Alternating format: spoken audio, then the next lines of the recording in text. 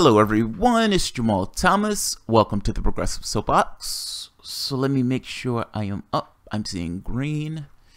And in addition to green, I am seeing myself moving and shaking. Let's see. Sounds. I check my sounds in the beginning because I don't like to do this thing. I've done videos, entire videos, where you get all the way to the end and somebody say, dude, we can't hear you. We can't hear you. You spent 15 minutes essentially and being joked for 15 minutes.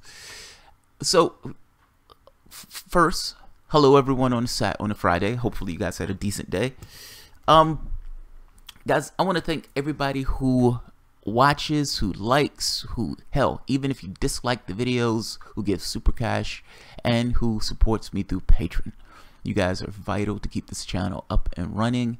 Not to mention beyond all of that stuff, just the ability to have a conversation in the chat itself with sane individuals, with sane human beings. So thank you very much for being sane human beings, and thank you very much for showing up and helping with the show. I have several things I want to talk about today, meaning multiple shows, including a piece on Sanders. And the reason why the piece is on Sanders, it's an I told you so piece, meaning I said that the reason that I don't like the perspective that Sanders has taken is because it allows a certain attack on him and his base, because they're not necessarily going to bring in the idea of context when they're going after the left in this way. This is an attack technique to silence the left. That's in a future one. That's in a later one. The thing I want to talk about today has to do with this idea of fake news, this idea of Russia meddling, fake news, and all this other stuff. The stuff that's swarming around since the indictments handed down by Mueller for social media, for Facebook and Twitter posts.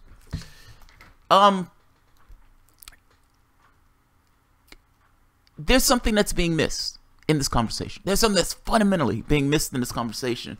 That's a glaring lack of context that's being added to the conversation. I got to be honest. I could have called this channel Context, because it feels like that seems to be where this channel goes.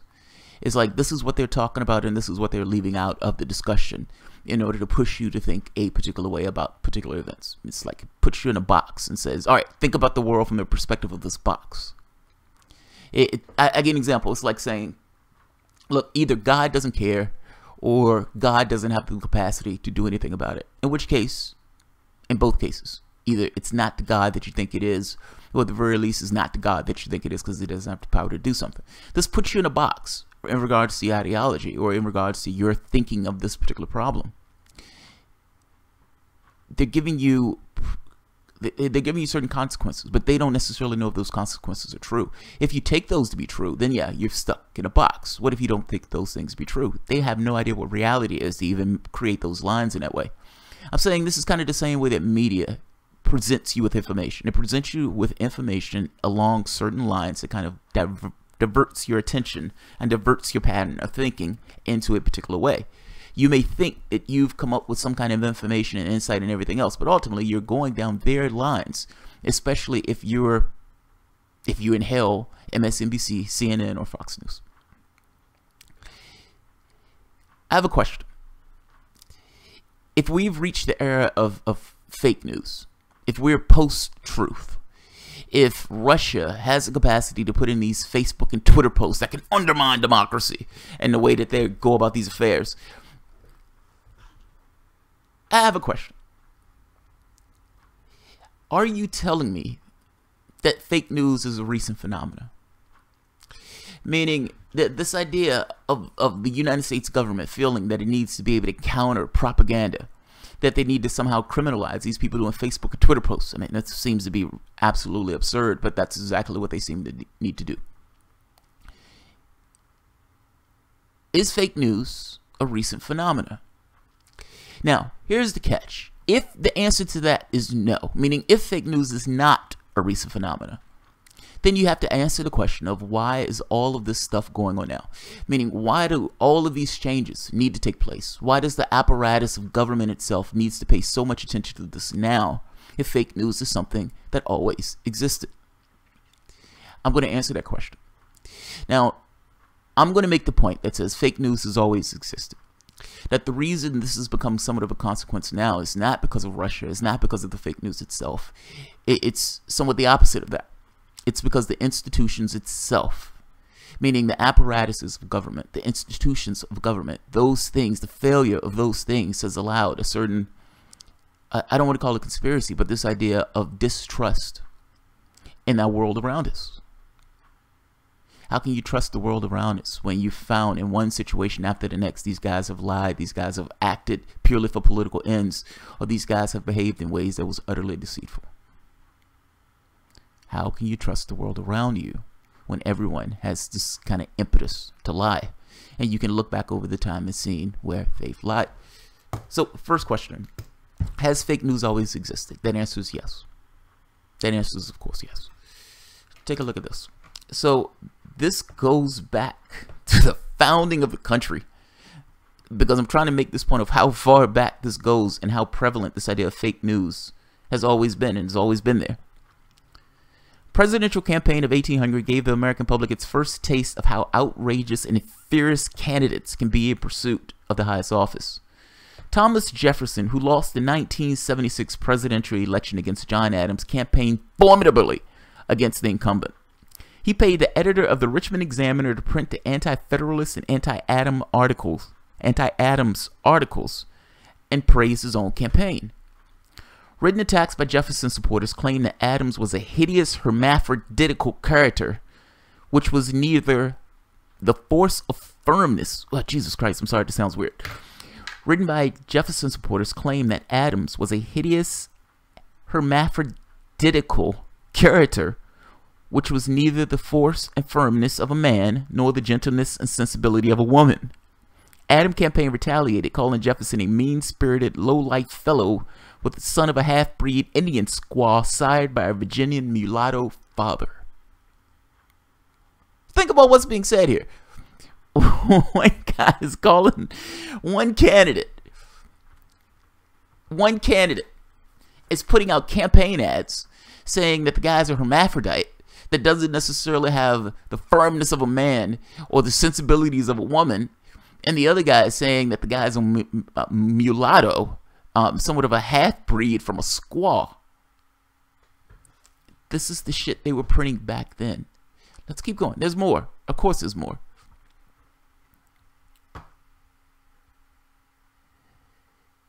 In 1828, Andrew Jackson and Adams, for whatever reason these keep including Adams. Jackson and his wife Raquel were vilified by Adams' campaign. They were called adulterers after Jackson's opponent discovering Raquel was still married to her first husband when she married Jackson. Oh, that's a no-no. Jackson's enemies called his wife a bigamist and his mother a common prostitute. Mudslinging also came from Jackson supporters who referred to Adams as a corrupt bargainer and an unscrupulous aristocrat who had misused tax dollars. After Adams won the election, Rachel said she would rather be a doorkeeper in the house of God than to live in a palace in Washington. Just 3 months before her husband's inauguration, she died of a heart attack.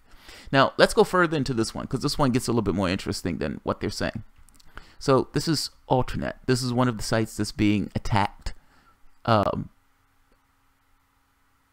by people trying to silence the left. Essentially, the Russia hysteria, the Russia nonsense, and all of a sudden, Alternet, Truth Dig, and some of these lefty journalistic enterprises are now under assault.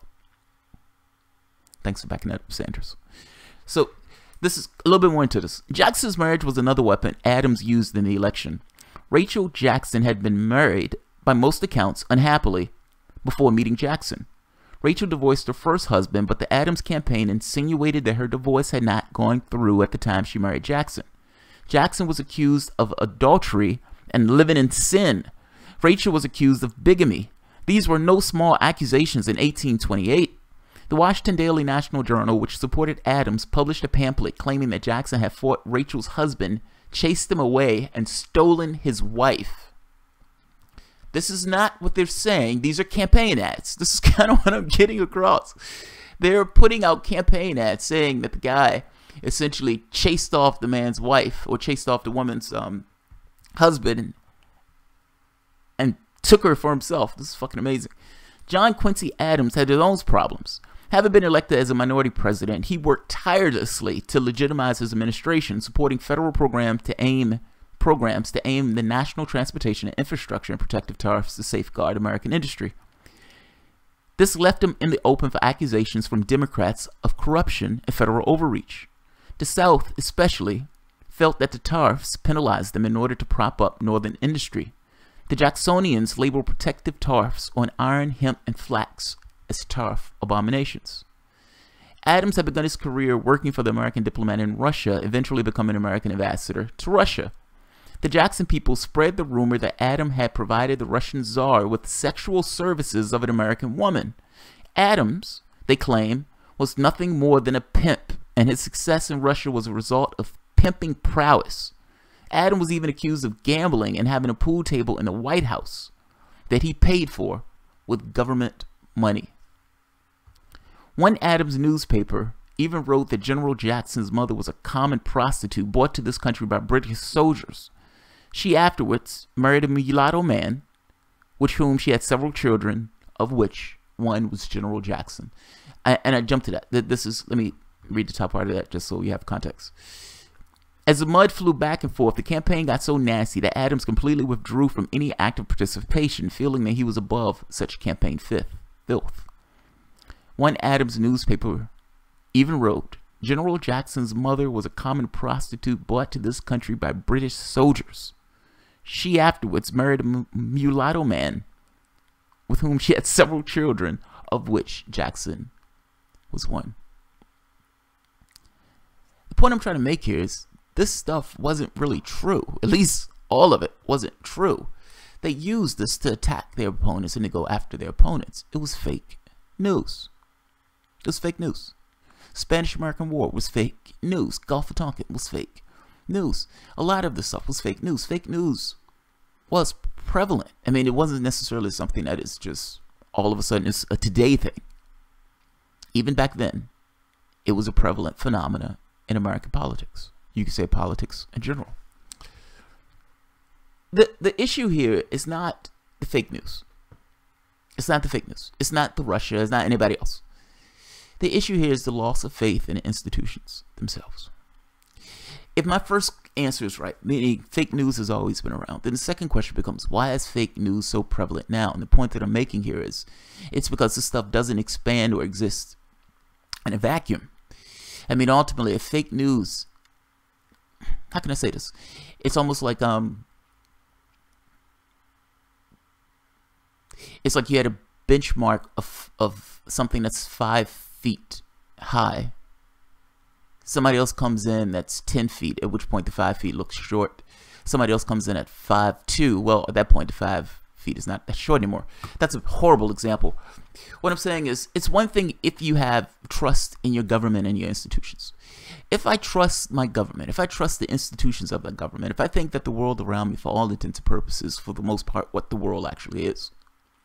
If my government tells me something and I believe what my government is saying and I believe in the institutions of that government, then having fake news in a society itself is always counterbalanced by the fact that the public believes in the actual government itself. It doesn't matter if they're saying that this guy did this or this guy did that. If I actually trust and believe what the government is saying, and I believe that what they're doing for all intents and purposes, I may not necessarily know all of it, but if I think they're being earnest in how they go about their affairs,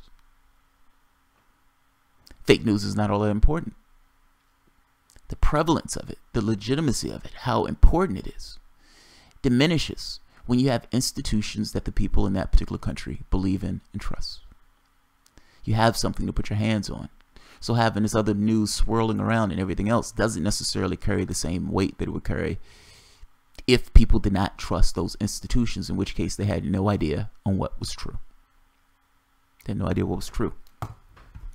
We've reached this unenviable spot where people don't know what's true. They don't know what to believe. And what they don't believe in is their elected leaders. And they don't believe in the media. Meaning they don't believe in Democrats, they don't believe in Republicans, they don't believe in the media itself, they don't believe in the institutions, they don't believe in any of that stuff. How America has perceived the institutions of America has degraded over time, significantly so. The reason America, oftentimes, when we're looking to overthrow another nation or we're looking to inject ourselves into other countries, whether you want to talk about Iran and countries in South America or Southeast in Asia, part of the strategy that we would use is to create discord in the country, find fault lines that we can attack in the media. For example, in Cuba, one of the reports just came out recently saying that the United States was trying to create a Cuban Twitter. And they wanted to use that Cuban Twitter once they got sufficient numbers on that particular platform to undermine the Cuban government, creating this kind of Cuban spring. This is fucking amazing. But this is not just in Cuba. This is in one place after the next. One of the questions when Iran was having those protests was, did the United States have anything to do with those protests?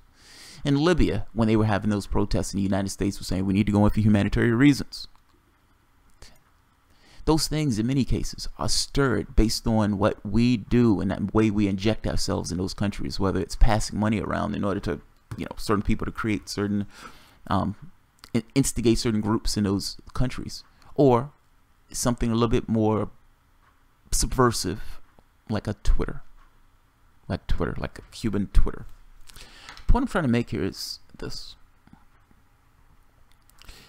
Trust in government from 1958 to 2015. In 1958, we were at more than 70%. That number goes up. And then if you notice, it's a hellscape all the way down. We're here. Do you understand what I'm getting at? This is where we are. Now, what is the situation where somebody would put out news and you don't necessarily know whether that news is true or false, because you can't believe the government itself? You don't necessarily believe the media because these guys are just paid stenographers, and these guys get massive amounts of cash and are often wrong. You don't believe the parties themselves because you believe that those guys are political hacks. Who do you believe? Who's the goalkeeper? Who's the goalie? Where do you put your hands? Where do you put your feet on the ground? You don't necessarily know where the ground is. And I think this is the issue that we're having with this. The reason why fake news seems so prevalent. Yes, they're using this as a pretext in which for the Democrats to attack Trump and to attack the left. That's true. They're using this as this kind of obfuscating point in order to get rid of blame and failure from Hillary Clinton. So it's not that the status quo failed. For all intents and purposes, it's Russia and it's propaganda and it's all this other stuff. I'm making a point that, yes, that may be true, but ultimately the issue here, because it's not just the fake news stuff. I mean, for all intents and purposes, the issue here is people not knowing what to believe.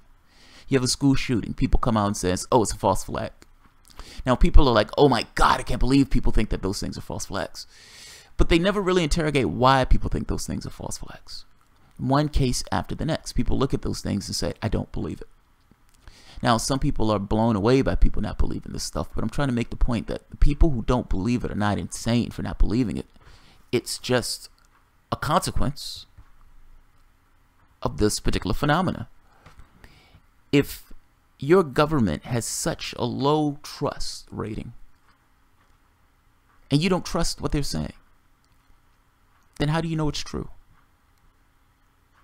You research for yourself, yeah.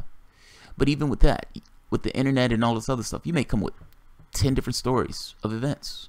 How do you know what's true? There is no goalie anymore. There's no gatekeeper. There's nobody to put their finger and say, okay, we're the fair, objective party in this. You just have different perspectives, many of which are just hacks. Let's keep going. Even Republicans don't like Congress anymore.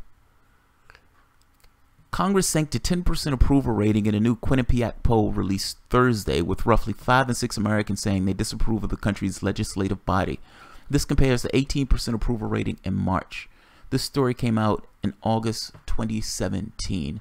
Do you believe that that number has gone up? And if so, certainly you know that number has not gone up dramatically, if it's gone up at all. 10%. That's what people are seeing with Congress. Their approval rating of Congress is 10%. And that's not just because of Republicans. Even with Democrats, that number was dramatically low. Let's keep going. There's more. Let's take a look at this one. Traditional media approval rating hit a pathetic new low. So I'm trying to draw a parallel. Yes, fake news has always been with us, but by the same token, there was a certain faith and belief in government. That faith and belief in government, for all intents and purposes, eroded and dramatically plummeted, and for good reason, but it dramatically plummeted. You have a collapse in what people view of the party system itself, meaning Congress. You have a collapse in how people view the presidency of the United States. You have a collapse in how people view media itself. Americans have very, very little confidence in a fourth estate. Greg Levine of Al Jazeera reports that trust in media and news has reached an all-time low, bringing it on par with trust in news on the internet. That's how low they regard these things. Now, understand the other issue with this. If people look at the news on the internet with the same degree of realness that they look at the news that's coming out of newspapers and these other things, then it's all fair game. Then, so if something comes up on the news saying that this person was, this was some kind of conspiracy theory, then you may have people who believe that with the same fervor that those people believe that it was not a conspiracy theory. And I'm just using that, I'm just trying to make this point that when all of your institutions have failed you, and when for all intents and purposes that these people are standing there with no clothes on and you don't believe the narrative that's being said in a mass way, not one or two, from a mass standpoint, then you can't necessarily think people are crazy when those people look at the world and say, this is full of it. These people are lying to me. I don't believe what's coming out their mouth. This is not true. This is false. I think this is false flag. I think this didn't necessarily happen the way they said it happened. You have these different ideas. Mainstream is just a perspective at that point. Mainstream is not necessarily giving you the reality of the situation. And oftentimes, that's actually true, by the way. That's actually true. These numbers didn't get this way out of magic. These numbers got that way from one failure after the next, after the next, after the next, where the confidence in one institution after the next faltered and eventually just fell apart. Let's keep going. I don't want this to go for too long. I know my live ones tend to drag on sometimes. As you can see, the report is based on a recent Gallup poll that tracks confidence in news media. While strong trust in web-based news has remained consistent, even if consistently low for about 15 years, optimism for traditional news media has been on a noticeably downward trend. Also notable is an ideological gap when it comes to faith in newspapers. 15% of conservatives versus 34% of liberals compared to that of TV news, which boasts no ideological gap. Everyone hates them equally. All of these are at the bottom, by the way. Let's go to the elections. We've gone to politicians. We've gone to media. Let's go to elections. 1 in 5 Americans who voted in the presidential contest do not fully trust the national election results were accurately tabulated. 1 in 3 have concerns about the accuracy of the voting technology used at the polling locations. So think about that. You have 20% of the population that says, I don't trust this result. You have 1 in 3 who says, 1 in 3 or 33% who look at this and say, I'm not sure I trust this particular machine to do what they say this machine is supposed to do. And many of these cases, these people don't have paper trails. In other cases, there were differences in the tabulations between when they were doing recounts. And people were seeing discrepancies in the voter roll itself, meaning what they said the result was versus what the results were coming out to be when those people were tabulating. And beyond that, the machines themselves are hackable and the machines themselves have proprietary software. Now, everybody may not know that, but everyone has the sneaking suspicion of, I can't see them tabulate this, and at the end of the day, I'm stuck taking their word for it in many of these cases. I don't like this. This doesn't even touch this idea of superdelegates. This doesn't even touch this idea of the parties themselves controlling the mechanism of voting itself, meaning it's hard to trust the process. That doesn't even count all of that. They're just talking about people who are looking at this process saying, I am uncomfortable with this process. It doesn't touch this idea that the parties themselves kick people off the voter rolls, change polling locations, or even outright cheat in their primaries. This is just people asking, do you trust the electoral process? And you have a significant portion of the public saying, we do not. We do not. Your issue is not Russia. Your issue is the institutions themselves in the United States and why the public has such a down view of those institutions. As I said here, I just wrote a list. I didn't look up anything else. This stuff was just off the top of my head. I just kind of wanted to make this point that it was one failing after the next. This is not one of those things where you shake your hand and your finger at the public saying, oh, poor public, you gullible saps. No, the public who's more ambiguous about this stuff and who recognizes that these people are lying to me. These people are not telling me the truth. And these people are gloriously unserious in the way they go about their affairs, regardless of what they say out their mouth. They're standing there with no clothes on. They're standing there with no clothes on. The Nunez memo was not a security risk. Full stop. Democrats acted as if that memo was going to bring the society to a crashing halt. That did not take place at all. In fact, it was dramatically common in regards to what they were saying in that memo. Comey lied. Comey lied outright. Comey got up. Once he let Clinton go, he said, look, there was nobody who could charge on this. There was no prosecutor in their right mind would charge a person on this. Comey lied. Comey dramatically lied. Within a few hours of Comey saying that, a case was found that the FBI bought on somebody with the exact same charges or similar charges as Hillary Clinton. That's the first point. Clinton walked on something that she in no way should have walked on, and the rest of the public looked at this and says, oh my God, this woman at this point is untouchable. She should have been arrested or locked up or perp walked or at the very least indicted. Trumped up investigation, and the pun is intentional. The pun is intentional. Meaning you have a large faction now, the Republican Party, who looks at what takes place with the FBI with a certain amount of skepticism, saying these guys look like they had a bogus investigation, while at the same token having another bogus investigation, meaning trumping up one on Trump, while at the same token undermining one with Clinton. Let's keep going. You have politicians being just outright liars. So Trump is a habitual liar. Paul Ryan is a habitual liar. Mitch McConnell is a habitual liar. These people are taken to be habitual liars. The public itself looks at these people and accepts that these people are habitual liars. You don't get a 10% approval rating for shits and giggles. People have to despise you to get a rating in that way. And they get that rating because they disbelieve what's coming out of your mouth. Let's keep going. Democrats outright cheated their opponent in the primaries. Now, in the process of them cheating their opponent in the primaries, they consistently said the process is fair, nothing is being rigged, everything is fair. Now, Sanders supporters understood this was a lie. And even if you want to go through Arizona, even if you want to go through Nevada, hell, I would even say take it to New York. Those three states itself, when people make this argument that, dude, it wasn't rigged, it wasn't cheated, I have no idea what you're talking about. I mean, even if you want to just talk about campaign finance laws, she skirted campaign finance laws. That is literally cheating. The fact that you're supposed to be impartial and you have the party working on behalf of the DNC because they have a particular person who they want, that is literally cheating. We don't even have to get to the whole getting rid of the polling or moving around the polling locations or creating these ridiculously long lines in Arizona, cheating outright in Nevada, throwing people off the voter rolls illegally in New York. I'm making the point to you that they lied flagrantly and continuously.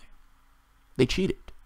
Now, in the process of cheating, despite, don't believe your own eyes, believe us.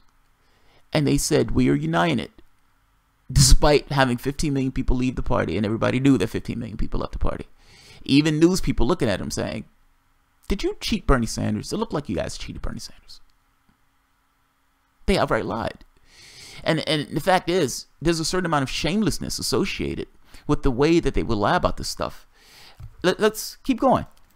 The guy who screamed in one mic after the next that he wanted a political revolution came out and supported the people who cheated him, covering, saying, throwing Russia under the bus, saying Russia was a threat to democracy and that there needs to be severe consequences.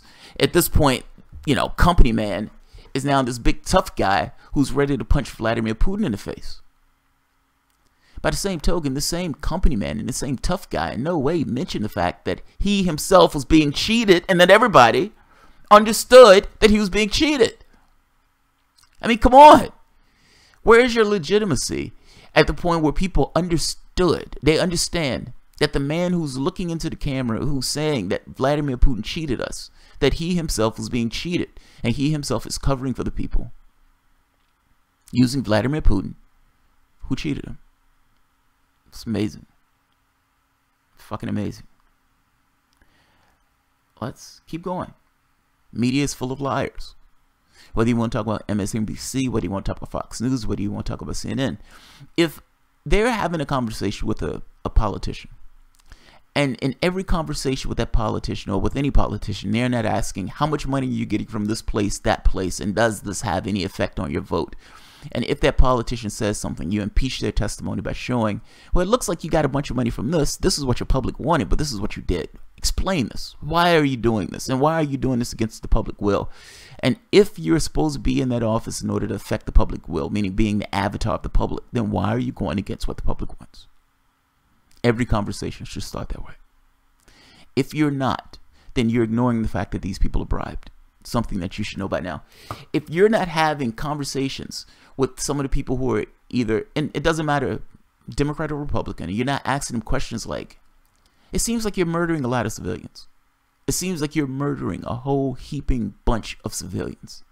If that doesn't come up when you're having those conversations, if you're bringing up Yemen and you're not talking about the United States' role in Yemen, then you are fundamentally lying to your audience. You're lying. They're full of liars and hacks. If you're dropping the context of the conversation with this idea of Russia, meaning if you're using language like 9/11 and Pearl Harbor, then you're fundamentally lying to your audience. If you're calling it's whataboutism, when somebody brings up the fact that the United States has demolished and destroyed and undermined governments and put in dictators and killed a lot of people in their pursuit of this kind of global imperialistic domination, then you're fundamentally lying to your audience. Media is full of liars. The American public understands that media is full of liars. And there's this weird, I don't know what you call it. I guess you could say this weird scenario where people see the politician on television, knowing that guy is bought, knowing that guy is bribed, doesn't necessarily believe anything that's really coming out of his mouth, but are feeling stuck and trapped into a particular system because they feel like, I got to vote for this person, otherwise I'm going to get something worse. You've demoralized your voting population. Half of the population don't vote. Half of the population doesn't vote. I could keep going on this list. I don't want to, there were no weapons of mass destruction in Iraq. Bay of Pigs, our attacks on Cuba. Coming up with a false flag idea where they discussed killing Floridians in order to create a pretext in order to go into Cuba. Or faking it in order to create a pretext to go into Cuba. There were no weapons of mass destruction in Iraq. Let's keep going. Iran-Contra affair. Bill Clinton having sex with Monica Lewinsky. Lying about a blowjob. Republicans impeaching Bill Clinton for that particular blowjob. Democrats giving George Bush a pass on torture. Giving George Bush a pass on invading another country. This list gets rather long. All of the fuck-ups and foibles that's recently on the news when they were trying to go after Donald Trump. Meaning Joy Behar screaming at the top of her lungs, yes! We got him. We got him. Only later to be like, oh, we didn't get him. Fuck. All right. Well, who's our next guest? All I'm saying is the fuck-ups, the foibles, the failures of one institution after the next, whether you want to say this political or media, those things have a cumulative effect. Yeah, the public may feel like they're disengaged from the process, but part of that disengagement is also being somewhat cynical of the entire process. They see it all as being corrupt. The issue here is not Russia. The issue here is not this thing of fake news and everything else. That stuff always existed. The issue here is the failure of the institutions themselves. At the point where you don't have institutions that can compete with those things and all of these things seem relative to one another, then yeah, now you have an issue. I just want to make this point that the issue is not memes and social media ads and everything else on Facebook and Google. The issue is the institutions that have fallen into disrepute. So 34 minutes is not too horrible because I had a lot of articles to go through. I hope that makes sense. I'm trying to dismiss this thing of it's something external to us. That's the problem. I'm trying to make this point that it's not external. It's internal. It's us. It's what we allow. It's what we're okay with. It's what we give a pass to. It is us. It looks like fake media has increased and risen. It hasn't. It's just relative perspective. What's increased or what's decreased in this case is the legitimacy of all these other institutions, be it media and political. It just makes the other fake news look like it's more significant than what it actually is. The Natural Progressive. I really enjoyed your commentary, Jamal. Thank you. Oh, thank you, Natural Progressive. I appreciate it. I appreciate it. Sometimes the live ones go longer than I would want, but I wanted to discuss this one while this one was still up. They're just magnificent without context when they have these conversations. They don't ask this question of whether fake news was around. They just immediately jump to this thing of Russia attacked us. They don't even give context to what that even means. They make it look as if we've been under attack, we've been under assault, they've attacked us, etc., etc., etc. And you say, well, wait, slow down. Did it have an impact? No. So what do you mean by attack? Well, somebody bought Facebook and Twitter ads. And half of those were after the election, yes. But you're calling that an attack? Yes. Have we done something similar? Yes. Have we destroyed governments? Yes. Did we destroy Libya? Yes. Did we use humanitarian reasons to do it? Yes. Did we help with the coup in Honduras? Yes. Yes. I mean, you can go down the list. Did we help with the coup in Congo? Yes. Did we overturn Iran's government? Yes. Did we destroy Iraq? Yes. Yeah, dude, you're just doing a lot of whataboutism. You're just doing a lot of whataboutism. I mean, come on. This is not about Russia. This is about us. Uh-oh, here we go. Here we go. Jeremy Chase. He tells the truth about Medicare for all, infrastructure, and so on. His foreign policy is becoming the scripted warmongering Democrat narrative. Yeah. Brianna Wilson. He'd rather spew Democratic talking points and call his own supporters mindless drones than point the finger at the DNC who really meddled in the election. Guys, if any of you guys are patrons, feel free to call in. I'll be taking calls. It seems like we've ended up on Sanders, and I got to be honest, I'm still slightly pissed at Sanders over this. So if you guys want to talk about it, feel free to call in, and I will take your calls. And everybody else, if you're not a patron, I'm still reading the comments at the side, so feel free to engage in this conversation. What's up, there, JT? You think Generation Noriega was the problem, or was it profit-driven motives like the Panama Canal? To most young, I mean, I'm already 34 minutes in. I can't be too comprehensive. You fuck around and be like 2 hours. I guess I just want to make the point that we're looking for external items, and there is no external item on this. Like when you look at these guys, they're like, everybody's trying to attack us. Everybody's out to get us. Oh, we have terrorists all over us. And they're acting like there's enemies at our gates. We're in 70% of the world. It's not the enemies at our gates. It's us at other people's gates. We have all of these issues internal to us. And they don't want to talk about those. They don't want to talk about their donors. They don't want to talk about the capitalistic system. They don't want to talk about this idea of people not having access to the things that they need, the goods, the services, or healthcare. None of that stuff. They don't want to talk about any of that. They don't want to talk about any of that.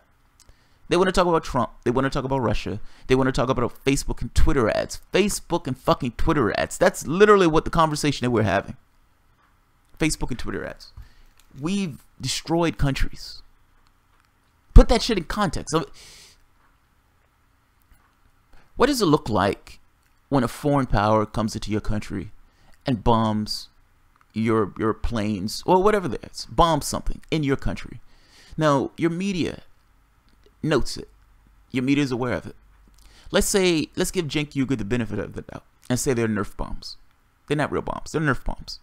They didn't kill anybody, according to him. They're Nerf bombs. whether they're Nerf bombs or not, what is the perspective of the country? What do you think the people in the country are going to be saying at the point where the United States has dropped bombs into their country? Do you think they're going to be, yeah, they're just Nerf bombs? Or do you think they're going to be pissed off because you've invaded their borders and dropped bombs and munitions on their country, on their soil? Amp that up. What if you're killing people in those countries? So you kill 100 Syrians. What is the perspective of the population when you find that the United States is A, in your country illegally, B, have been buying and paying terrorists to undermine the government of your country, and C, is now directly murdering the people in your country? What is the perspective of the people in that country? What is the perspective of the people in Libya now that they have open-air slave trades? They had a workable government at one point. The United States, UK, France. Destroy that government. I'm trying to make this point to you that we're talking about fucking Facebook and Twitter ads when what we're doing around the globe is actual consequences, and putting it in the context of whataboutism. It's like stepping over it. It's like a yada yada. It's like, yeah, I got up yesterday morning and yada yada, I'm really tired. And you find out that yada yada was that person robbed a bank. It's like, what? You can't yada yada robbing a bank. You can't yada yada that. Why not? Why not?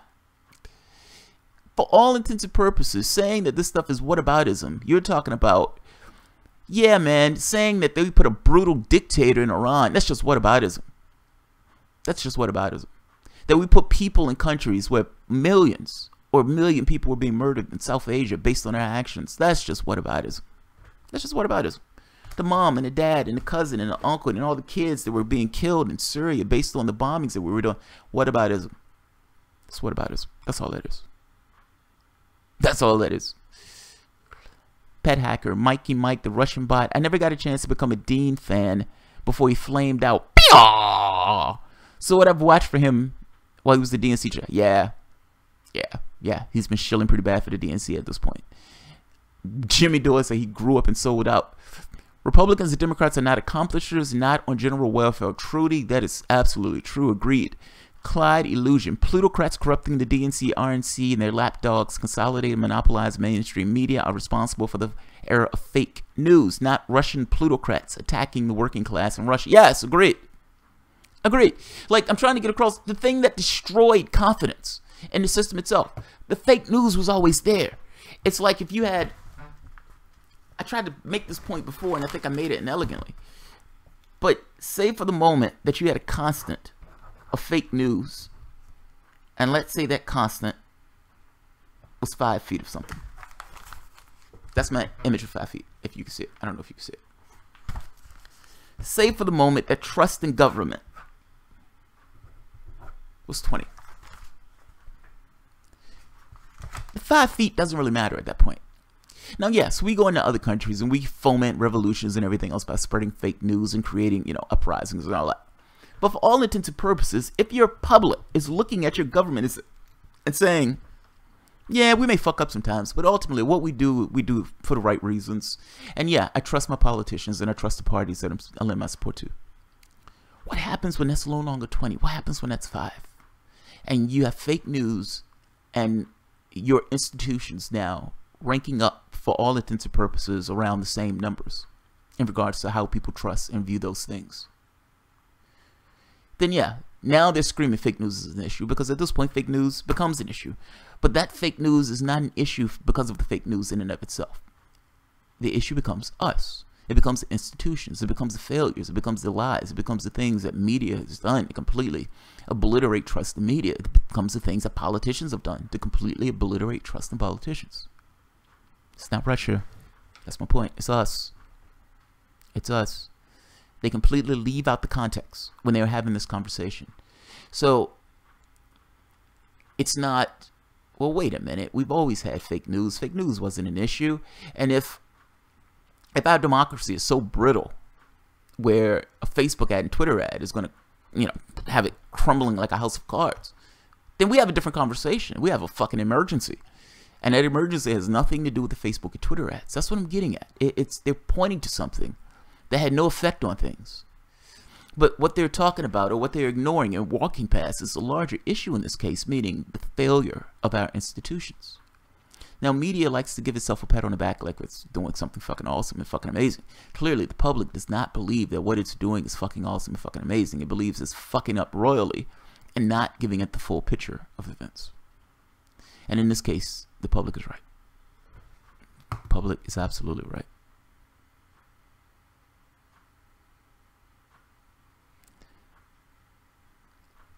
Jeremy Shellman, Bernie is going to be able to escape his Russia stance now. Would he ever admit he lied or was duped? Nope, he's ruined. Bernie knew the DNC rigged the primary, said nothing, but he'll go on the Russian shit and basically call me a stooge. I agree with you on that one. I agree with you on that. That annoys the shit out of me too. You can't say it's just strategy to move on to real issues. What about the real world implications if he had to vote for something regarding Russia? It's hard to trust him now. And you make a good point, man. Some people have disagreed with me on this. Some people have pushed back on me on this. I have even invited people to come onto the show to make their argument because I wanted them to make their case about the Bernie thing.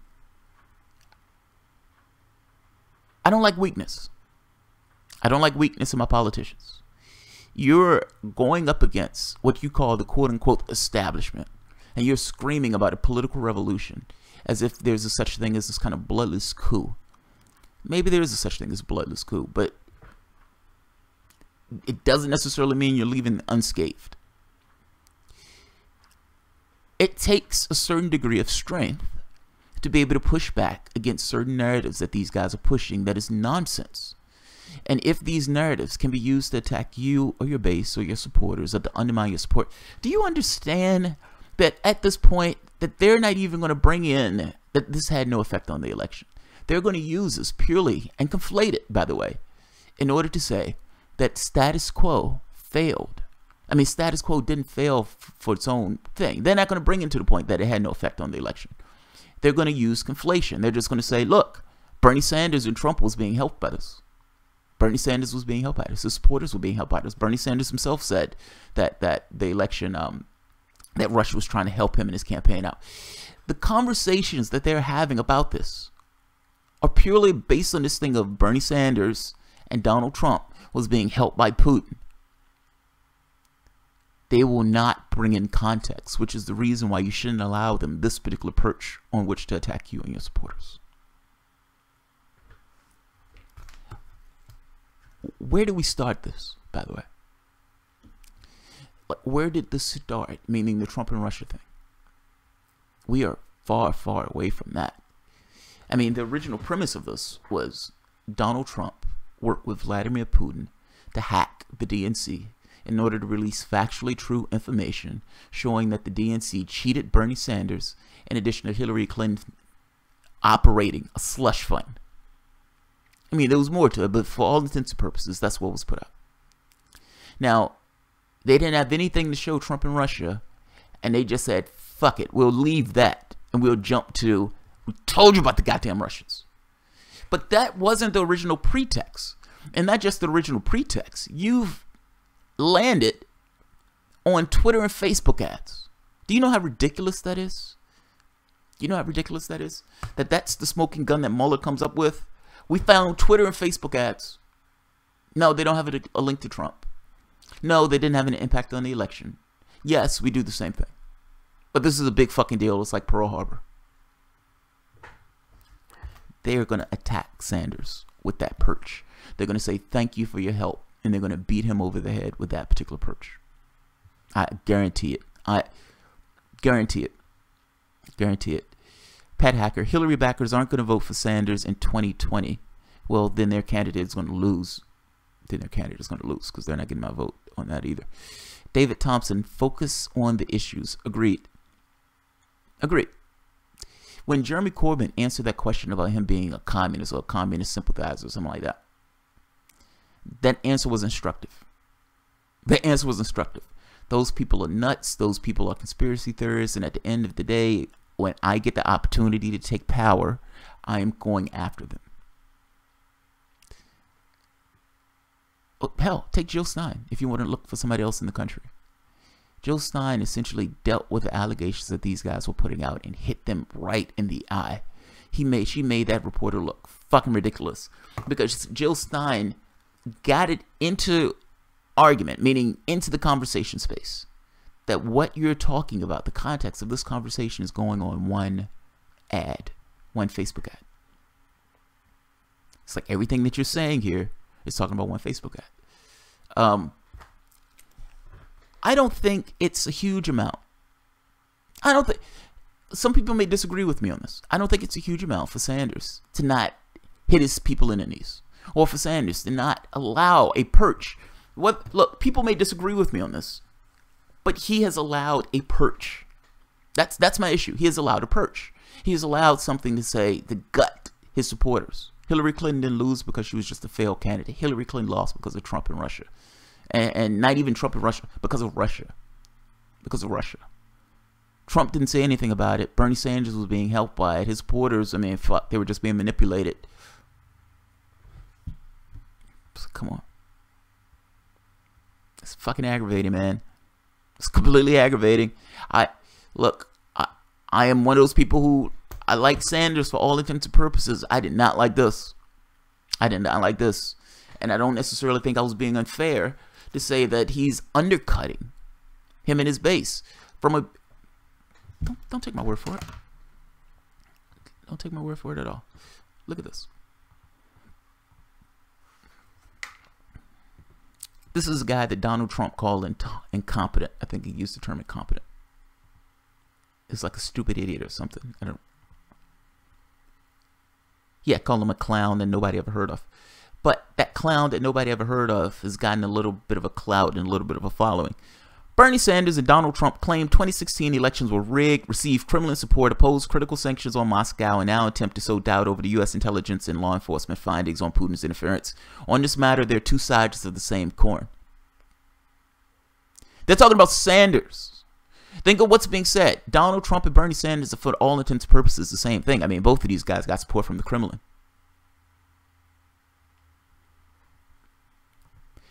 Explain to me. Explain to me.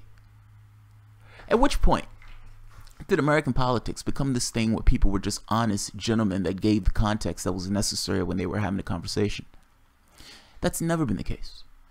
In politics, people conflate certain narratives in order to attack their opponents. I just showed you the thing where they were calling a guy hermaphrodite. This little conflation is enough to make it look as if Sanders supporters were just being manipulated by Russia.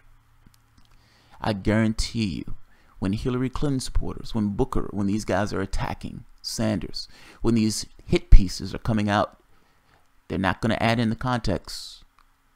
They're not going to add in the context. The context is going to be the thing that's magnificently missing. What they will add in is Bernie Sanders and his supporters were being manipulated by Vladimir Putin in order to attack Hillary Clinton, and that's what hurt Hillary Clinton in that election.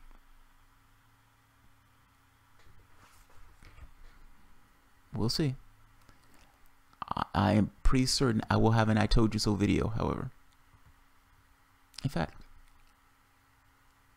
let's see if I can find it now.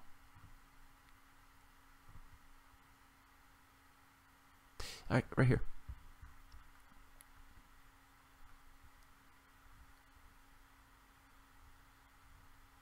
If you do a search for Bernie Sanders and Donald Trump,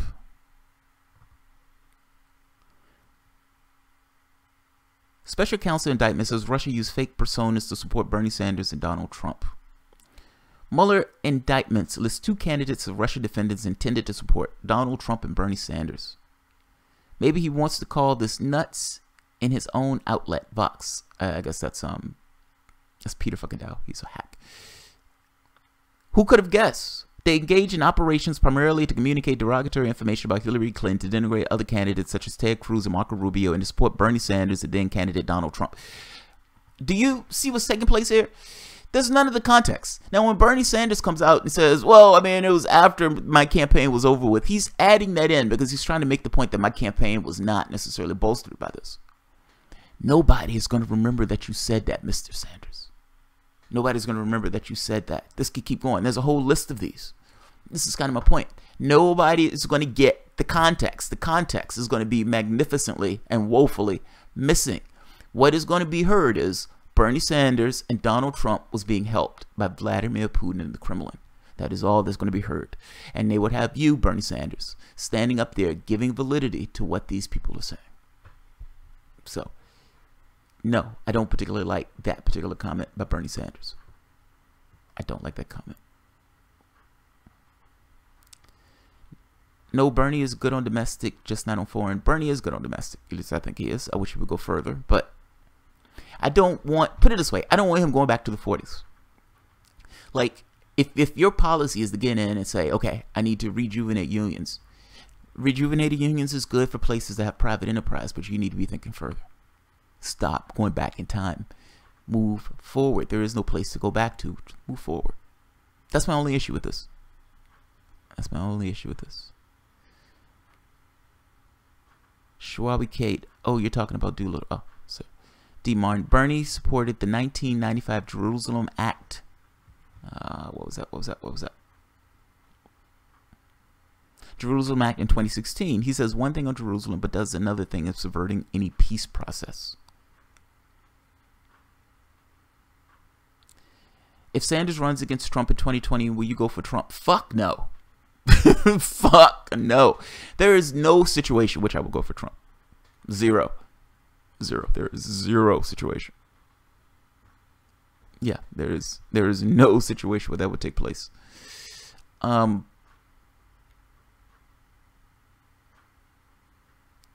Guys, what's on your plan? Donald Trump is going to win again if we don't stop nitpicking at one of the most consistent politicians I've ever seen. X Factor 541. 9898987. I guess you're better than Sargon then. Look, my rule in this is consistent and hasn't changed. Vote for the person who you believe is representing your interests. Now, to the degree that you go with that, like there's a certain amount of subjectivity associated with it, there is no context where Donald Trump represents my interests. Zero. Fucking stay home if it's that bad. I mean, yeah, there's no context. I would write in somebody. I would write in my own name if that's the case. Unlikely ally. Bernie on Russiagate is a mix of politics, poor foreign policy, and an old man that doesn't know how social media works. That's interesting, unlikely ally. That's rough, but I don't necessarily think you're wrong. Ben Kavanaugh. Jamal, can you review Black Panther, especially addressing the conflict in the African-American community about Malcolm versus Obama, Killmonger versus BP? Oh, Black Panther. Yes. Yeah. I'll do that in another video. I like the movie. So I thought Black Panther was good. I don't think they should be making any comparisons to Obama in the movie, but I thought Black Panther was good. Killmonger was fascinating. Killmonger has to be one of the most fascinating characters in all of Marvel. And I'm not saying that because he's black. I'm saying that just because of the way Marvel made that character. And there's this... Yeah, I'll do a separate video on that. There's a part of that that's fucking amazing. When Black Panther goes back and he's talking to the Panther gods, and he's talking to his dad, and he's like, God damn it, you should have picked that kid up. He's like, you fucked up. You should have brought that kid back because now you've created a monster. Now, Black Panther's not wrong on that. Now, he's just got into a fight with this guy. This guy has just put him down, just whipped his ass royally. And it's taken over his kingdom. And he's still, in this moment of honesty, it's like, God damn it, you've created a fucking crisis. At the very end of it, I want to do that on another video. Yeah, I'm going to stop the spoilers. I'm going to stop the spoilers. Stop the spoilers. Elephants on coke. The Panther gods. False deities. I'm triggered.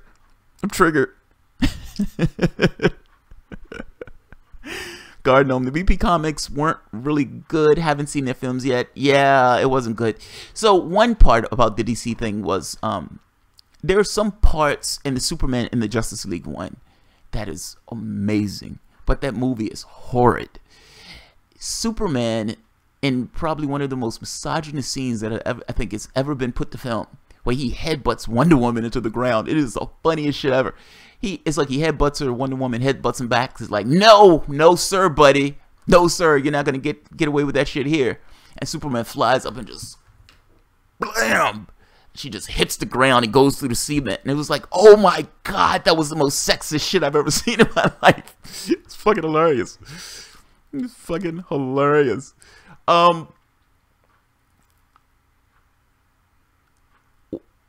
Superman is one of my favorite comic book characters. He's one of my favorites. And one of the things I did like about Justice League is it gave you this idea on where he was in comparison to everybody else. If we're being honest, Superman didn't need everybody else. The Justice League could have just went and rescued civilians. Superman could have done that all by himself. Like, it's hard to get across the level of scale in regards to how fucking amazing and powerful Superman is in comparison to everybody else, including Wonder Woman. They could not hold the candle to him. Obama was okay for 1.5 of his last 2 years. Otherwise, he had his mouth firmly around the corporate mic cock. I don't understand why you think it's the last 2 years or the last 1.5. What did he do in the last 1.5 that you thought was awesome? Lorm's Garden, he does that sometimes, although the misread could be more interesting. What happened? What happened? What happened? I misread? What did I misread?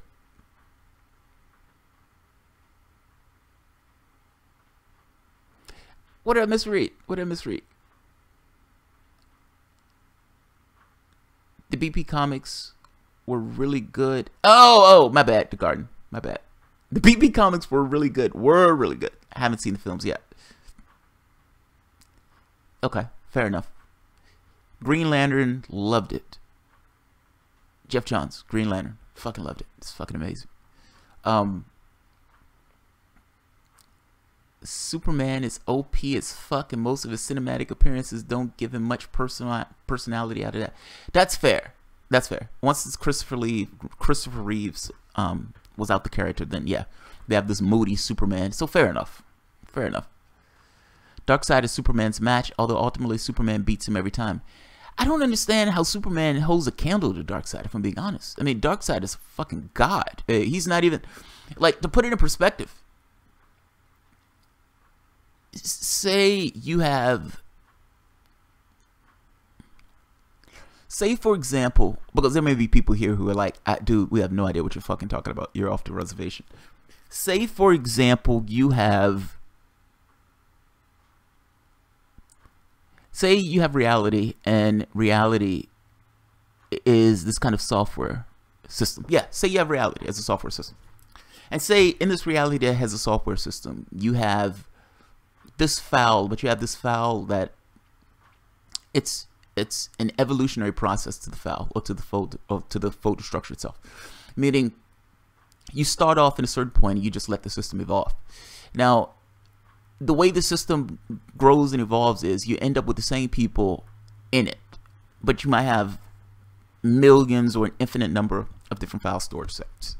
But for all intents and purposes, you're dealing with the same reality, but there are differences in reality. There are permutations based on choices that were made that might have been different in the different realities, just based on where the character started in those realities. So let's say you had 10,000 of these. Let's say you had 1 million of these. And let's say, for all intents and purposes, these things were in one hard drive. Let's say you had a bunch of hard drives, and those hard drives were linked to one another. Superman would be in one of each of those dimensions, meaning you may have 1 million of them, but you may have 1 million different Superman, because you have different ones, and they have different permutations in them. So in one, he was with Lois Lane, and another one, he was with Wonder Woman, and another one, he was single, and another one, you know, when they landed, for whatever reason, the sun didn't affect him in that particular way, so whatever. There's a list of these guys. There's only one Darkseid. Like, there may be a multiverse, but for all intents and purposes, where you have Superman being in each of these realities, Darkseid is over top of all this. Meaning, so it's like you have this, there being one Darkseid within the entirety of the multiverse, while at the same token, you have multiple instances of these comic book characters. Like, I'm trying to make this point that Darkseid is above all of this, and maybe using file system is a bad example.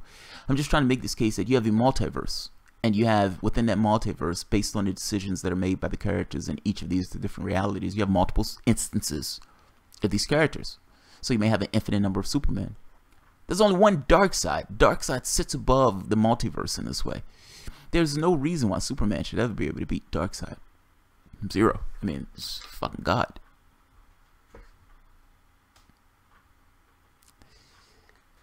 UBI has been around for a while.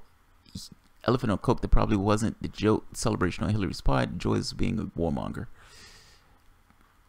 Maybe he read what you meant to type, but didn't know you were supposed to type it that way. The way Jay read it. That is funny, right? It's like, yeah, dude, I just read it the way you should have wrote it. Yeah, that's funny. My bad, guard. I misread. The Superboy Prime story was interesting.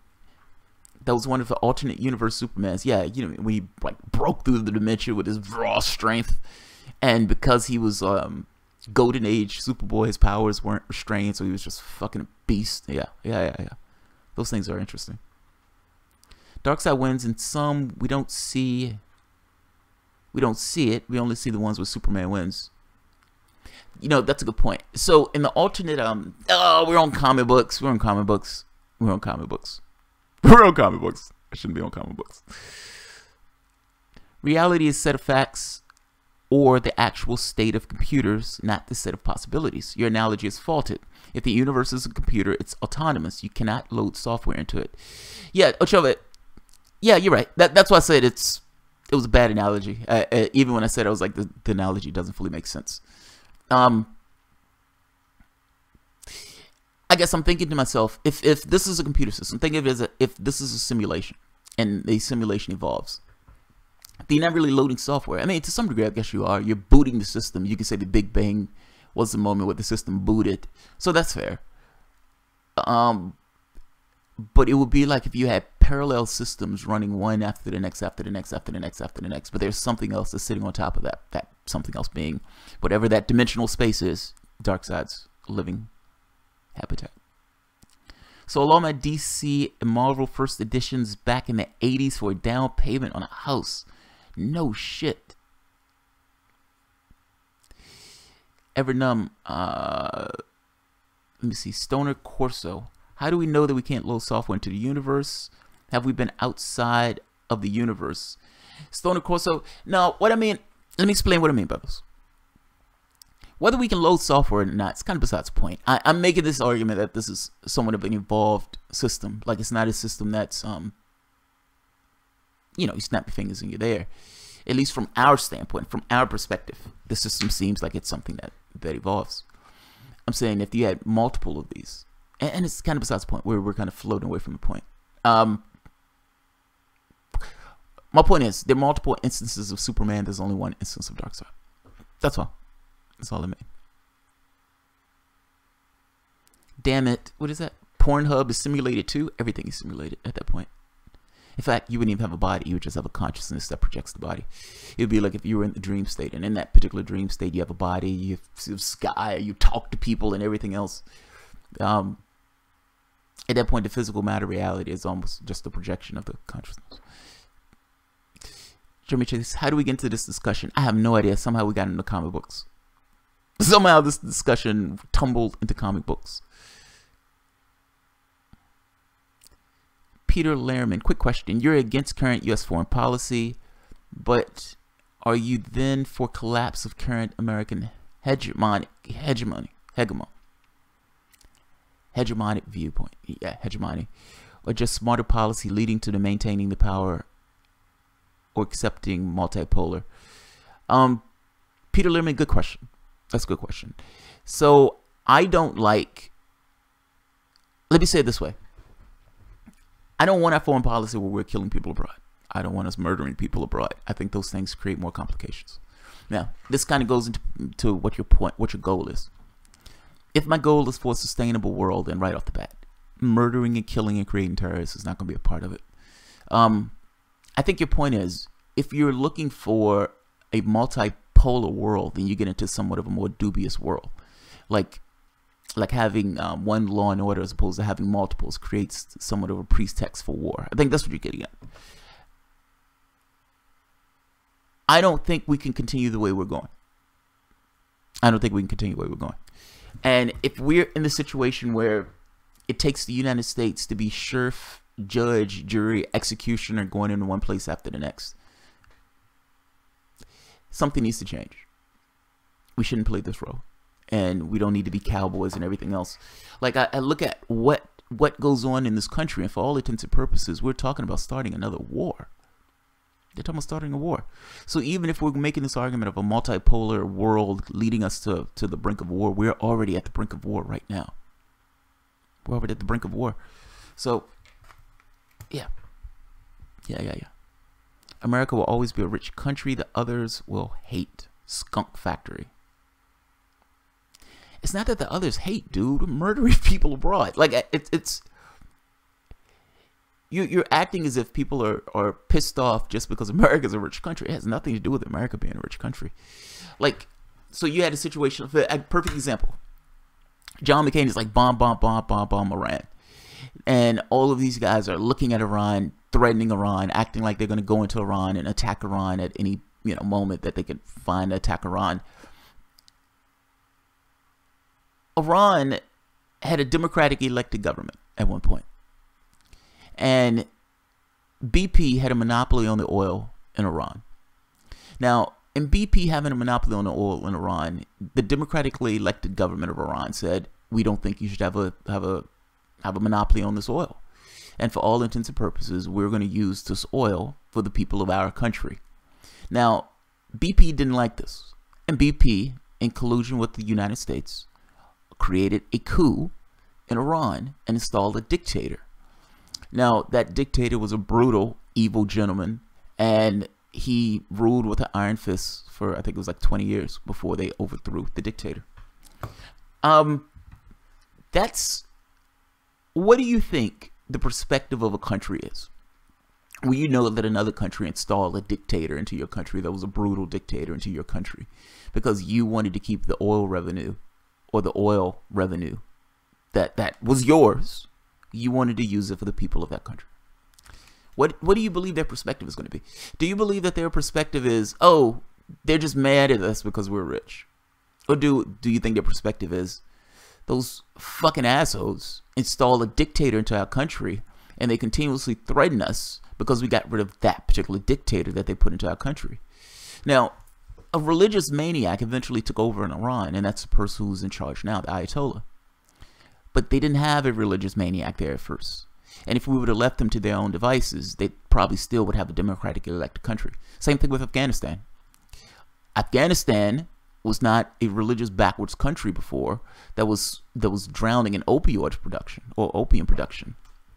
Again, same thing. United States goes into that particular country, creates a coup in that country, creates this kind of radicalized people in order to fight the Russians. There are consequences to the things that we do around the globe. And just because Americans are blissfully unaware of what their government does around the globe, it doesn't necessarily mean that those countries around the globe are blissfully unaware. It's like, come on, be honest. This is not one of those things that people, oh, they're just hating because they're hating. No, they have reasons to be pissed off. Be honest. Be honest. Elephant on Coke, dude, the fact that the BP official got no time. I'm not surprised. George Bush went into a fucking country, killed 1 million people. George Bush is finger painting right now. George Bush is finger painting. So let's call it what it is. Like I said, the institutions have lost not wearing any clothes. To most young, no.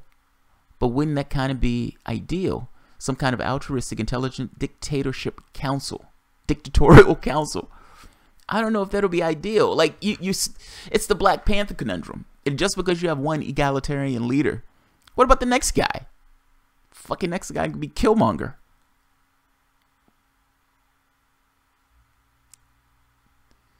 But we do benefit from killing, so we must be willing to have less to have peace.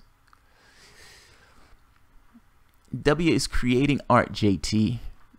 Creating art, my ass. He should be under fucking prison. Him and that sniveling asshole Tony Blair. Everett Cheney was the real villain in the Bush administration. The others were mostly his puppets. Maybe. But yeah, Russian propaganda is far less advanced than us and used. We should not be complaining about propaganda. Adore pariah. No. Do you realize we spend more money in our cyber unit than they spend on their entire military? Put that in perspective. We spend more money on our cyber unit alone than they spend on their entire military. I'm just stunned that this is the conversation we're having. That's all. I'm just stunned that this is the conversation we're having. This is flamboyantly stupid. Jamal Redacted tonight talked about just that. How common man gets jailed for standing up to corporations and government get away with the murder. Elephants on coke. Yeah, there's no... Like, I don't mean to throw Hillary Clinton into this, but I do. Comey pretends to do an investigation. He pretends to do an investigation. For all intents and purposes, pretending. Comey gets fired. And you find out after he gets fired that there are documents where Comey, for all intents and purposes, had made up his mind before even talking to Hillary Clinton.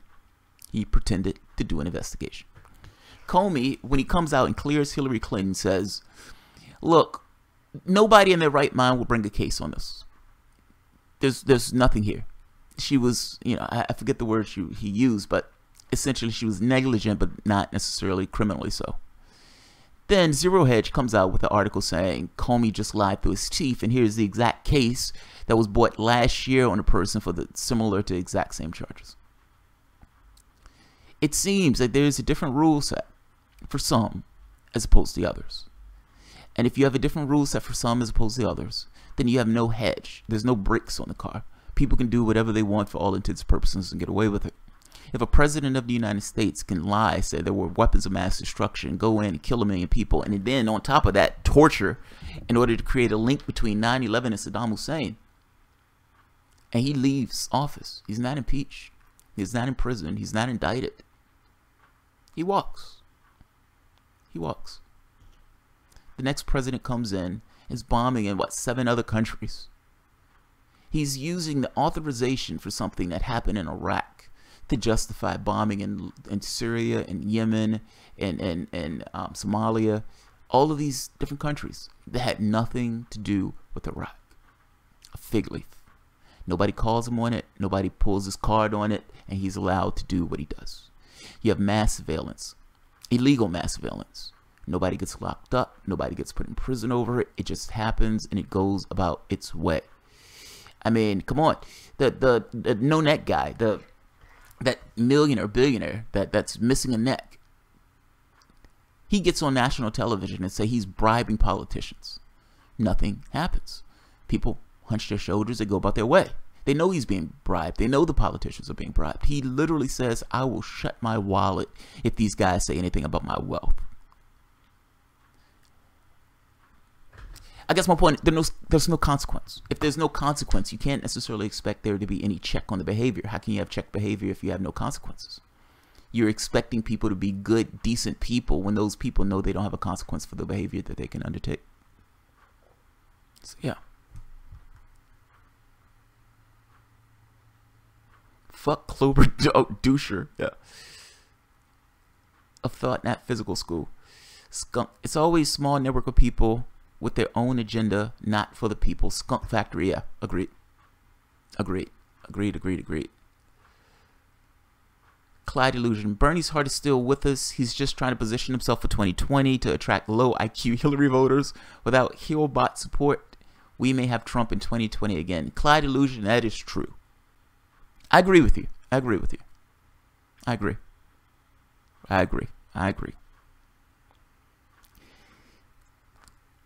I guess the question is, doesn't matter. Right. I mean, ultimately, that's what we're talking about. I think, look, I think most people agree with you that that's why Sanders is towing the line. I think it's clear why he's towing the line. You're being asked questions of, hey, you need something to attack Donald Trump with.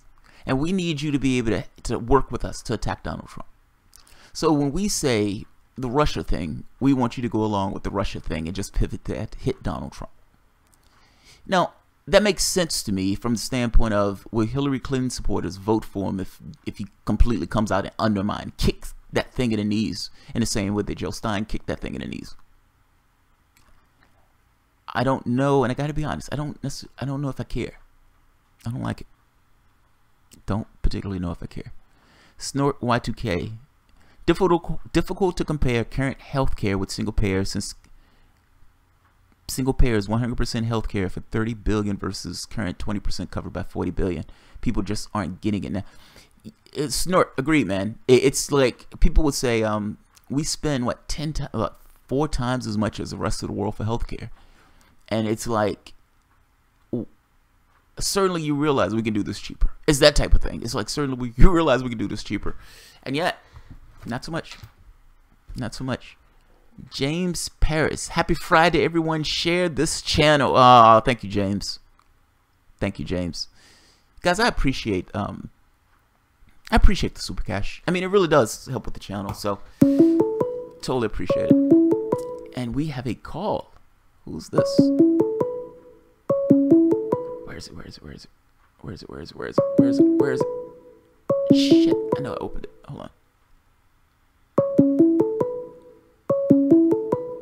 Oh, there it is. Hello. What's the name and what's the topic? Ah, damn it. I think I missed it. Guys, call back. Whoever it was, call back.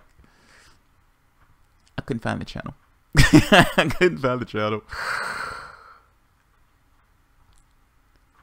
But James, thank you, man. I appreciate it. Happy Friday, everyone. Share this channel. Yes, share this channel. And that sharing is appreciated. Yeah, whoever it was, call back. I take one call before I go. I don't want to miss your call. There we are. Hello, what's the name and what's the topic? Hi, this is Brianna Wilson, and I want to talk a little bit about American exceptionalism. Go for it, Brianna. How goes it, Brianna? It goes pretty good. And Jamal, I want to say thanks for talking to your subscribers and for giving us a voice on your platform. I really appreciate that. Not a lot of other YouTubers or pundits in general do that, so I really appreciate that. Well, thank you. I appreciate it. It's funny. I started. I didn't necessarily have a conception of what a chat was supposed to be, so I found myself doing vids, and my wife was like, if you're not talking to people, what's the point of doing a live video? And so I was like, she's right. What's the point of doing a live video if you're not going to talk to your audience? And slowly but surely, it was weird. I think when I first started doing it, the audience would talk, and it would have no relation to whatever I was talking about. And somewhere along the way, I started interacting with them, in which case the conversation started to go in line with a consistent conversation where people were having a back and forth. So thank you. I appreciate that. Brianna. Well, you're doing it right. You're definitely no Sam Cedar. You're doing it right. One concentration camp less. So what do you want to talk about with American exceptionalism? Lay it on me. Well, the hypocrisy in our media when it comes to our intelligence agencies. Yeah. I just don't understand police brutality in Standing Rock, police brutality at Ferguson, Vault 7, the drone program, white phosphorus, the repeal of habeas corpus, black sites, police brutality at Occupy Wall Street. Like, I can go on and on. I've compiled a small list of all that I can find of things that our CIA, our police, and our governments have done, atrocities that they've committed, and they're just ignored by the media, and they're just concentrated on Russia, and I can't understand it. It is bombing in Libya, the coup in Honduras, the Iraq war logs, and Chelsea Manning. Oh yeah. The bombing of Doctors Without Borders in Afghanistan. Airstrikes on a wedding party, airstrikes at a funeral, the prison program, the torture report, the illegal war in Iraq. Like, the list goes on and on. And now we just pan-terrorists in Syria to undermine the government. I mean, you can go. There's even reports out saying that some of the prisoners that was in Guantanamo Bay was being raped, and that the report itself was being buried. I mean, it's some insane stuff. I mean, even the sarin gas attack, where they kept trying to say that this was the Syrian government itself. And Seymour Hersh published a report that they wouldn't publish in the United States. I think it ends up getting published in Germany, saying that, no, it wasn't the Syrian government that did this. It doesn't even make sense for the Syrian government to do this. This stuff was being routed out by some of the terrorist groups themselves to create this kind of pretext for which the United States government will be able to attack the Syrian government. Yeah, you remember the first sarin gas attack with Obama, and everyone was against that. Yeah, it's amazing. And all of a sudden it's Trump, and we're beating the drum for war. It's weird. The incentives that they're giving Trump are so bizarre, so backwards. Like, you have these lefties who are like, if Trump does anything, oh, see, he's pulling troops out of Syria. Look at that Ruski. And it's like, but you should want him to pull troops out of Syria. Well, yeah, but that's just indicative of him being with Russia and Vladimir Putin. He's inching us closer and closer to war. And they're still talking about the guy with Trump and Putin, and the guy's a robot. It's amazing. It's absolutely amazing. Exactly. That's the hypocrisy of our media. I don't understand it. You know, Noam Chomsky has this thing of manufacturing consent, this idea that media takes the perspective of government, that for all intents and purposes, even though they say they're privately owned and everything else, they take the perspective of state media. So you're not going to hear government or media say anything bad about government as if government is doing something intentionally wrong. So, yeah, we may have fucked up in Libya. We may have screwed up. We may be incompetent, but we didn't go in there for bad reasons. Meaning, when we went in for humanitarian reasons. We might have fucked up with the weapons of mass destruction in Iraq, but when we went in for good reasons. George Bush was a good, decent man, and he went in. Same thing in Syria, right? We're definitely not there for a pipeline. Same thing in Libya. Same thing in Somalia. Like, it's one country after the next. That's the perspective that media takes. And I make this case that they're lying to you. It's like, that perspective is a fundamental lie. If that's the perspective, it is definitely 100% all oil. It is all natural resources. If you look at Syria and how we got there, the first time we invaded Syria back in the 50s, it all started with the Trans-Arabian pipeline. Yeah. We wanted to put a pipeline in Syria way back in the 50s, and Syria didn't want it. I can believe it. And so what happened? A year later, we overthrew their sovereign government. They needed some freedom.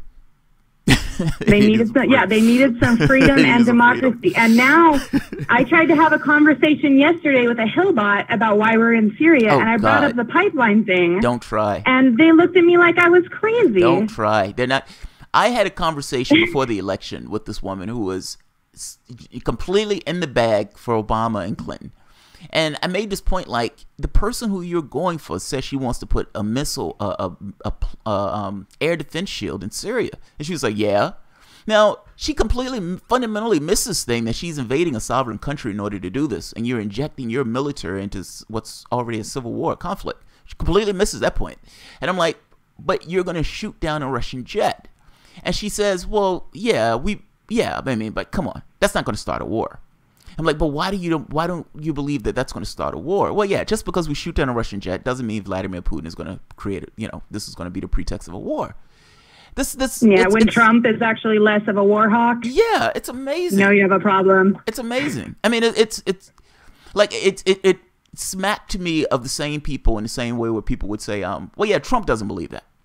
Like, when you're talking to Republicans and you say, but this guy just said these guys are rapists and drug dealers. Oh, he just applied to his base. He doesn't believe it. But why don't you believe it? If the guy's saying it, or if she's saying it, I'm going to take them at their word for what they're saying, particularly when they're saying something ghastly and fucking horrendous. Yeah, Brianna, I agree with you, man. People need to understand that we are in Syria because it is a proxy war. The same reason we were in Vietnam, the same reason we were in Cambodia, the same reason we were in all the countries in South America, Central America. It's all a proxy war. Agreed. We are fighting in Syria with Russia. Yeah, agreed. Over oil, just how it's always been. This kind of geopolitical influence. I mean, when there's a video where Tulsi Gabbard comes back after going with Dennis Kucinich to Syria, and Tulsi Gabbard's talking to Jake Tapper, and she's like, Jake, we're paying terrorists to undermine that government, and we need to stop. And Jake Tapper starts stammering. He's like, the government says they're not doing that. I understand that's what the government says, Jake, but I've just come from there, and that's exactly what we're doing, and they're saying we need to stop doing that, and they don't understand why the United States will pay terrorists to do that. Now, or in Iran, when we fund the Mujahideen, and then later what ends up happening, or when we fund the Taliban, and then what ends up happening, or when we fund Osama bin Laden, and then what ends up happening, and all of it was originally to fight communism under the Eisenhower Doctrine. Yes, it was. Yes, it was. It's the same thing. The Eisenhower Doctrine that was started was to fight communism, global communism, so that way you can go into any country and kill any red that you see. Anybody that screams communism, you can shoot them. And it's the same thing as the war on terror today. And put it's an excuse to go into any country we want. And put a puppet dictator in, mind you.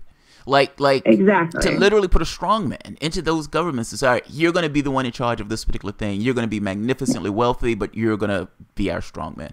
I mean, it's the same thing when we overthrew the Shah. Yeah. And that's they mind blowing. They wanted to nationalize their oil.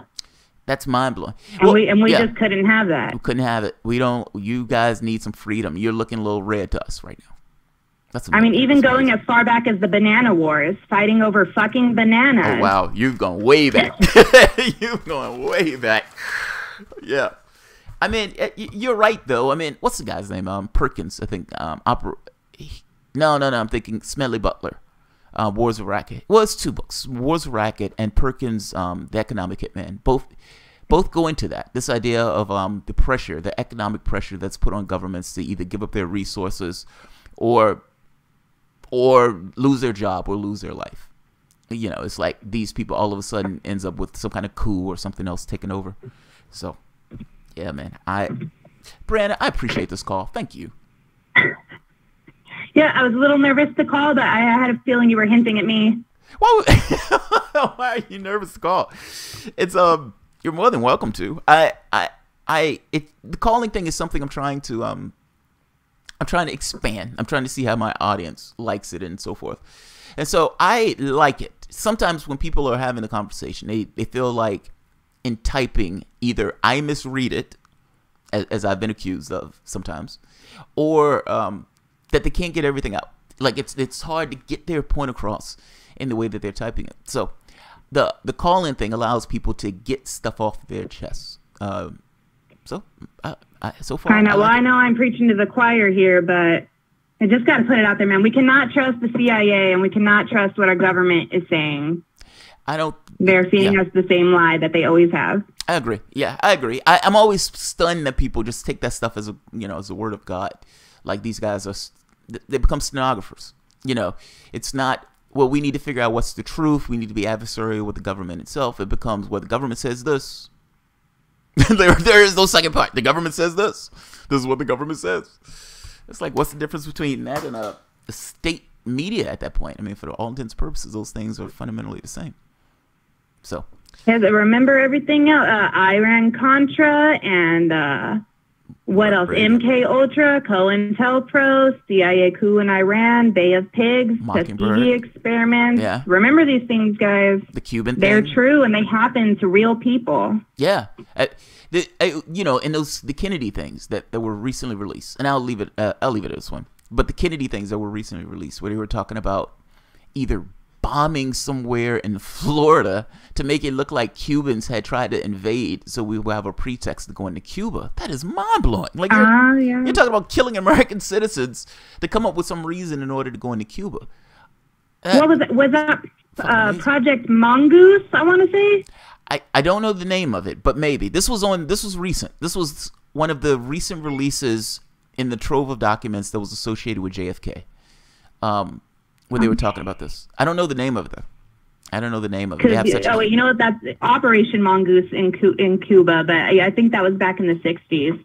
Yeah, that stuff is. But yeah, a similar thing. We were sowing discourse in countries for years and years, but all of a sudden it's happening to America, and they're freaking out. And it's World War III, people. Be ready. I really think it's because trust in government has went to such a low level that they realize we're susceptible to this in the same way that other countries were susceptible to it. I think that's what they're looking at. They're looking at it as, it's one thing if you have 70% faith in your government and elected leaders where these guys will say something, he's like, well, that guy said it has to be true. As opposed to that guy's a fucking asshole and I don't believe anything that comes out of his mouth. Those are two very different perspectives. And if you're looking at something online or looking at something on media, looking at something somewhere else, and you have such low regard for either your elected leaders or for the media or then it's a crapshoot. Anything that you read at that point, yeah, you're going to have to research it yourself and everything else. But ultimately, you're stuck in this quandary of, I don't trust these guys. Like, these guys have a history of lying to me, and these guys lie flagrantly, particularly from the standpoint of politics. It's like, so who do you trust? Where do you put your feet on the ground? And so the tactics that they've used across the world are now coming home to roost. And the idea that these guys are being hysterical and calling it 9/11 and Pearl Harbor is embarrassing. They're talking about fucking Twitter ads. I know, we've done this before, people. Yeah. Thank you very much. I appreciate you calling. And don't never be scared or bothered or nervous. I tend to be easy to talk to under normal circumstances. So even when I disagree, thanks, I tend to be easy. I appreciate the chance to talk. Thank you. Have a good one. Yeah. All right, guys. Oh, that's funny. My mom just pledged on Patreon. I'm gonna have to refund her money back. She's like, I'm giving money on Patreon. All right, guys. I am going to end this. Guys, thank you for contributing. Thank you for coming on. Thank you for participating. You guys are completely appreciated. So I have another one coming up after this. That one is going to be specifically about Sanders, I suppose. And it's not even about Sanders. It's more so about the narrative that's going to be created. And that video is going to be called I Told You So. Because it's, what is the narrative that's going to be created, and how is that narrative going to be used to attack the left in the same way that narrative was used to attack the left during the during McCarthyism? So that video is going to be painful to do, but I'm going to fucking do it anyway because it's necessary. And look, maybe I should open up the calls to everybody on this one. That wouldn't be fair to my patrons. I need to ask my patrons on that. I'll see if they're okay with me opening calls on some of these. But you should debate Sarkhan of Arcad if he agrees to it. I don't know anything about that cat. I know of him. Now, I'm going to call you 878 because you have this really ridiculous long thing. And I don't mean it in a bad way. I just mean it's long. And for whatever reason, reading numbers are harder than reading the other ones. Sanders BDSM with the DNC. Oh, that's wrong. That's wrong. That's wrong. That's wrong. You should debate Sargon of Arcad if he agrees to it. Debate on what? Debate on what? Debate on what? James Wilkinson, glad to hear Jordan on his way back. I gotta be honest, I am too. So I hit him up when I saw what's the guy's name? Snuggly Wiggly Socialist. I love his name. I love that name. Snuggly Wiggly Socialist. On my Facebook page, I have a Facebook page, the Progressive Soapbox. He said, hey, Jordan's back. And I listened to the video, and I was like, I wonder if he would respond to me if I send him a message. And lo and behold, he responded. And so when he comes back, I am hoping to be able to get him on the show. And you have no idea how much I'm looking forward to that. You have no idea. As I mentioned, I told him before, man, he was, if I am not mistaken, he was their first reporter on TYT.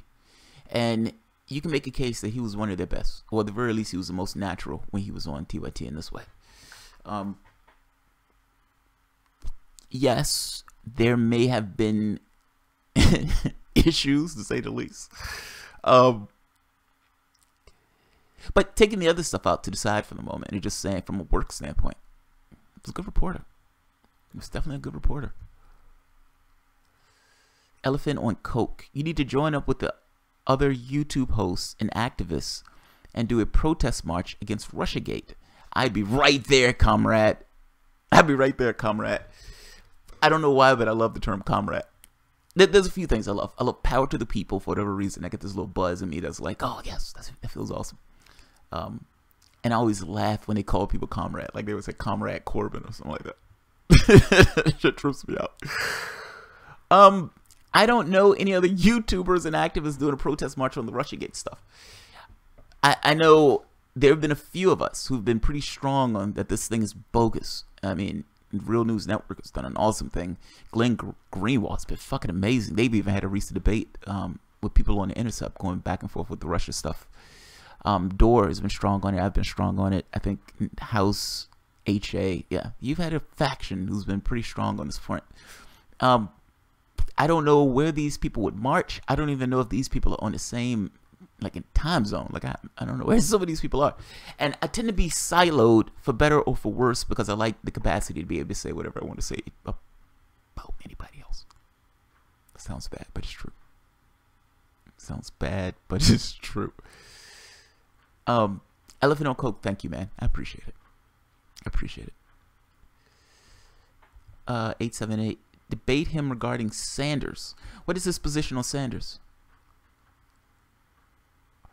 Gardner, that's my concern. I don't care if you open up the calls, but it's lead to chaos. That's my concern. Like where if it's how do you weed out insane people from the calls when you don't have somebody to weed out insane people from the calls? Yeah. Debate him regarding Sanders. What about Sanders? What's his position on Sanders? I'm curious. How are we? Where is it? Shit, where is it? I'm not trying to have an orgy with Jordan. How about debating Ryan Dawson or Sticks and Hammer? I don't know. I know of Sticks and Hammer. I don't know who Ryan Dawson is. And it's not always about debate, dude. Like I don't know their position on Sanders. I would have to find it. But I'm not against it for the Sanders thing. That may be an interesting conversation. Part of me is more interested in having this conversation on the left, if that makes sense. Because I feel like this is an internal thing. It's like a family matter as opposed to this kind of thing. I don't know where these guys are on this issue. Jamal just want Jordan to hook him up with it and invite him to the next orgy. I do not. If Jamal orgies with Sheridan, he better give written consent and contract first. Who you're telling? You're fucking around with a rape apologist and rapists, or yeah. Just have a fucking contract. Have everything spelled out. Yes, he said he can grab my ass, but only the left cheek. Yeah, I have it written up. Aaron Matei is the man. Aaron Matei was fucking amazing in that Russian thing. He was scathing, man. He was fucking awesome. All right, guys. Tim Black and Cal Kalinske. See, I haven't heard Tim on the Russia stuff. Cal has been strong on it. All right, guys. I'm going to end this. I will be back shortly. 99. I'm not against the debate on the Sanders thing. I don't know what the debate would be, though. Like, I don't know if it's what are you saying? The debate whether or not people should support Sanders in the upcoming election, whether this is overboard. Like, I guess it would have to be somewhat of a specific and nail down the topic. I don't think I'm against it. I guess I just don't know them, so I'm somewhat hesitant of saying yes, I'm on board for this, or no, I'm not on board for it for somebody who I don't know. But that being said, I can check their content out and see what they're talking about in regards to this, and maybe. I'm not against it. All right, guys. I'm going to end this here. I will be back probably in 15-20 minutes. Thank you guys for showing up. Thank you guys for contributing. Thank you for calling in. I appreciate it. If you guys enjoy the content, feel free to share, like, subscribe, and of course, you can always support the Patreon. Thanks, guys. And we are